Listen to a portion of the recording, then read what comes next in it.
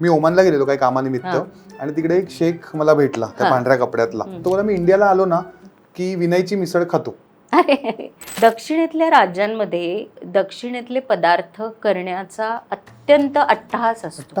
बरोबर. सगळ्यांच्या घरी सुद्धा इडियप्पम आणि हे आपण जे पदार्थ शिरवळ्यासारखाच आहे की तो पदार्थ फक्त तो स्ट्यू बरोबर खाल्ला जातो, हा गोडा बरोबर खाल्ला जातो. पण तिथे हे पदार्थ करण्याचं हे आहे आणि त्यांना आपल्या संस्कृतीला पकडून ठेवणं म्हणजे त्यांचे कपडे बघतो किंवा त्यांच्याकडे घरी होणारा स्वयंपाक बघ, त्यांच्या हेअरस्टाईल्स बघ, ते कशाला लाजत नाहीत, त्यांना इनिबिशन्स नाहीत कसली. मराठी लोकांमध्ये मला वाटतं आधी लाज, आपल्या संस्कृतीची लाज, की मी असे कपडे घालू कसा किंवा मी अशा प्रकारचा स्वयंपाक करू कसा किंवा मी लोकांना जेवायला बोलवले आणि त्यांना मराठी पदार्थ कसे खायला घालू किंवा माझ्या घरी लग्न आहे आणि मी मेन्यूमध्ये मराठी पदार्थ कसे ठरवू.